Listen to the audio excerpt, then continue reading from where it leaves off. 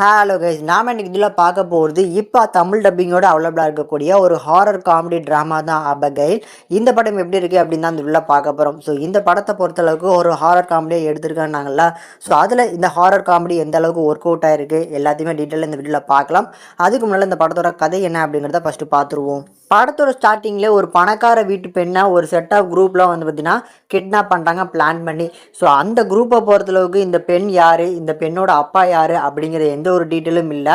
So இவங்களை kidnap பண்ணிட்டு வர சொல்லியிருக்காங்க அப்படின்னு சொல்லி கிட்னாப் பண்ணிட்டு ஒரு பர்டிகுலரான ஒரு இடத்துல வந்து லேம்பர்ட் அப்படிங்கிறவர்கிட்ட ஒப்படைக்கிறாங்க. ஸோ அவர் தான் கிட்னாப் பண்ண பிளான் போட்டது எல்லாமே.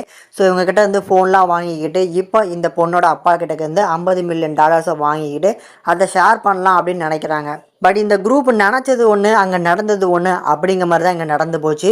பிகாஸ் அந்த கடத்தப்பட்ட பொண்ணு இருக்குது பார்த்தீங்களா, அது ஒரு நார்மலான ஒரு பொண்ணே கிடையாது. அந்த பொண்ணு யார், அந்த பொண்ணோட பேக்ரவுண்ட் என்ன, அண்ட் அந்த பொண்ணுக்கிட்ட இருந்து ஒரு கட்டத்துக்கு மேலே இவங்க எல்லாருமே மாட்டிக்கிட்டாங்க அப்படிங்கிறது தெரிய வர்றப்போ இதில் யாரெல்லாம் சர்வே ஆகி இந்த வீட்டை விட்டு வெளியே போனாங்க அப்படிங்கிறது தான் இந்த படத்தோட மீதி கதைங்க. இந்த படம் பார்க்கறதுக்கு ஒரு ஒர்த்தபுளான ஒரு ஹாரர் காமெடி ட்ராமாவாக கண்டிப்பாக எடுத்திருக்காங்க.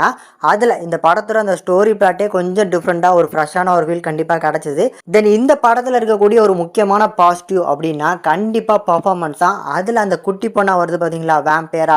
ஸோ அந்த பொண்ணோட ஒரு பர்ஃபார்மன்ஸ், அதுலேயுமே அந்த ஒரு இன்ட்ரோல் போர்ஷன் மாதிரி வரும் 49 நிமிஷத்தில் கரெக்டாக அந்த பொண்ணு யார் அப்படிங்கிறது மற்ற எல்லாருக்குமே தெரிய வரும். அப்போ ஒரு போஸ் கொடுப்பாங்க பாருங்கள், மான் கராத்தையில் வந்து நம்ம சிவகார்த்திகேயன் கொடுக்குற மாதிரி இந்த பொண்ணு அந்த டான்ஸிங் ஸ்டைலில் வச்சு ஒரு போஸை கொடுத்துட்டு பல்லெல்லாம் வந்து பார்த்திங்கன்னா வேம்பேர் ஆகிற மாதிரி ஒரு டிரான்ஸ்ஃபர்மேஷன் கொடுத்துருப்பாங்க. அதிலிருந்து ஆரம்பிக்கிற சீன் தான் படம் வந்து வேற லெவலில் வந்து பார்த்திங்கன்னா பிக்கப் ஆகி போவாங்க. கூடுதலாக அந்த பெண்ணுக்கு, அதில் பர்டிகுலராக அந்த குட்டி பெண்ணுக்கு கொடுக்கப்பட்ட தமிழ் டப்பிங்லாம் வேற லெவலில் இருந்துச்சு. ஏன்னா அந்த அளவுக்கு ஒரு கேரக்டர் வந்து பார்த்திங்கன்னா இருக்குது அப்படின்னா அந்த கேரக்டருக்கு இந்த அளவுக்கு ஒரு தமிழ் டப்பிங் கொடுக்காம போனால் கூட அந்த கேரக்டர் வந்து சொதப்பதுக்கான வாய்ப்பு இருக்குது.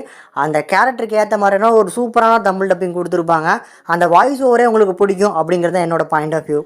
இதன் பிறகு வந்து பார்த்தீங்கன்னா அந்த க்ரூ மெம்பர்ஸ், அதாவது இந்த கிட்னாப் பண்ணதுக்கு ஒரு செட் ஆஃப் குரூப் மெம்பர் வந்துன்னா வந்திருப்பாங்கல்ல, அந்த க்ரூ மெம்பர்ஸ் அவங்கக்குள்ளே இருக்கக்கூடிய அந்த ஃபர்ஸ்ட் ஆஃப் போர்ஷன்ஸ்லாம் ஓரளவுக்கு சென்ஸ் ஆஃப் ஹியூமர் நல்லாவே ஒர்க் அவுட் ஆயிருந்துச்சு.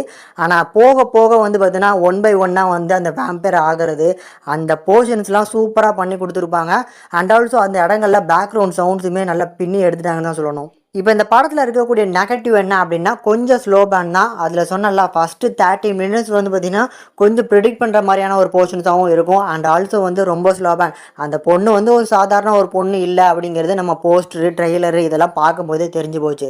அந்த பொண்ணு தான் வந்து பார்த்திங்கன்னா பேய் பிடிச்சிருக்கு அப்படிங்கிற அந்த கெஸ்ஸும் வந்து பார்த்திங்கன்னா ஸ்டார்டிங்லேயே தெரிஞ்சிருந்தாலும் 30 நிமிஷம் டைம் எடுத்துக்கிறாங்க. அதுக்கப்புறம் இன்னும் சொல்லப்போனால் 49 நிமிஷத்தில் தான் ரிவால்வ் பண்ணுவாங்க அந்த பொண்ணு ஒரு சாதாரண ஒரு பொண்ணு இல்லைன்னு.